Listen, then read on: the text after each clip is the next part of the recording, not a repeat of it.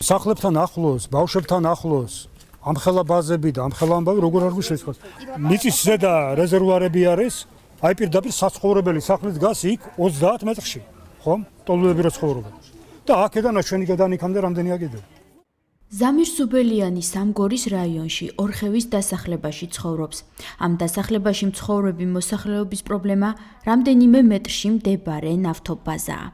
დილის 7 საათიდან დაიწყება ბრახაბრუხი, აქ ოჯახები ცხოვრობთ, ხმაური არის, მტვერი არის, მთელი ამოდენა დიდი მანქნები დადიან, ხმაური არის, ნუ თავისთავად გვაწუხებს, ხო? თუ შეიძლება ესეთ ადგილებში რომ ესე ოჯახები ცხოვრობდეთ.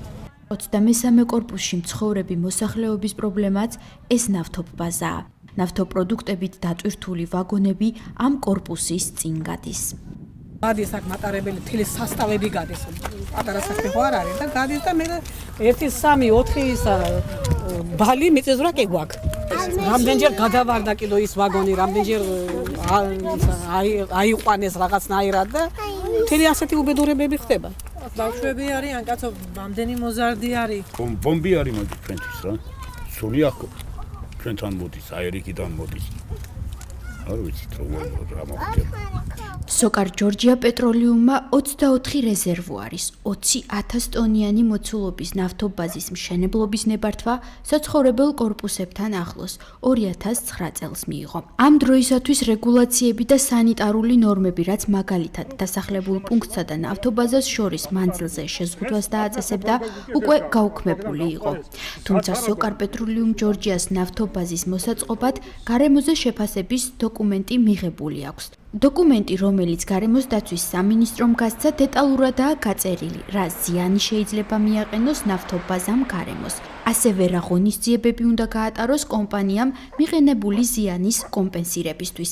ასრულებს თუ არა პირობებს კომპანია და უქმნის თუ არა საფრთხეს ორხევის მოსახლეობას. ჩვენ ამ კითხვით გარემოს დაცვის სამინისტროს მივმართეთ, თუმცა აღმოჩნდა, რომ ნავთობაზა სამინისტროს დღემდე არ შეუმოწმებია. ჩვენ იმავე კითხვით ნავთობაზის მფლობელ კომპანიასაც მივმართეთ, თუმცა სოკარ პეტროლიუმ ჯორჯია ამ საკითხზე კომენტარს არ აკეთებს. კანონმდებლობა ჩვენ რაც ამ წუთში გვაქვს და რითიც ყველაფერი ეს რეგულირდება, არის სოფლიოში გამონაკლისი, ასეთი კანონმდებლობა ჩილეში იყო პინოჩეტის დიქტატორობის დროს. გარემოზე ზემოქმედების შეფასების კანონის ევროპულ სტანდარტებთან დაახლოებაზე მუშაობა გარემოს დაცვის სამინისტრომ ჯერ კიდევ 2013 წელს დაიწყო. ევროპასთან ასოცირების ხელშეკრულების შემდეგ საქართველომ აიღო ვალდებულება, რომ ამ კუთხით კანონმდებლობას მოაწესრიგებს, რასაც გარკვეული სახელმწიფო და კერძო პროექტების გარემოზე ზემოქმედების შეფასების შესახებ დირექტივა გვავალდებულებს. გარემოს დამცველები კანონმდებლობაში დაგეგმილ ცვლილებებს ელოდებიან.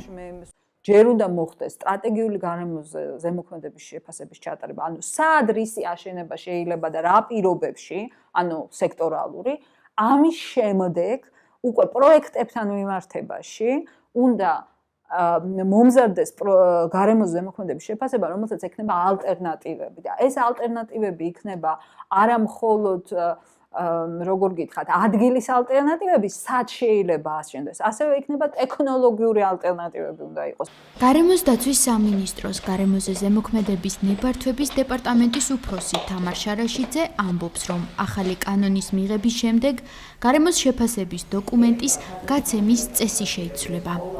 ახალი ეტაპები ძალიან ეფექტური იქნება, როგორც ქვეყნისთვის, ასევე საქმიანობის განმახორციელებისთვის. სახელმწიფოს ვალდებულება ხდება ამ ეტაპების უზრუნველყოფა, ადრეულ ეტაპზე ჩართულობა ყველა იმ დაინტერესებული პირის, ვინც მომართავს სამინისტროს. ასოცირების ხელშეკრულების შემდეგ ევროდირექტივის თანახმად ამ კანონის მიღების ვადა 2017 წლის სექტემბერში იწურება, თუმცა კანონპროექტი პარლამენტში ჯერ არ გადაუგზავნიათ. გარემოს დაცვის სამინისტროში ამბობენ, რომ ნაკის ვალდებულებას დროულად შეასრულებენ. ამ ვადაში მოესწრება კანონის მიღება და ამოქმედება ინტენსიური სამუშაო გაწია გარემოსდაცვის სამინისტრომ ყველა სახელმწიფო უწყებასთან, რამდენიმეჯერ მოხდა საჯარო განხილვა, ანუ მათთან შეთანხმება, მათთვის გაცნობა კოდექსის, იგეგმება კიდევ დამატებითი განხილვები ამ კოდექსის და ვფიქრობთ, რომ საგაზაფხულო სესიაზე უკვე წარდგენილი იქნება ახალი კოდექსი.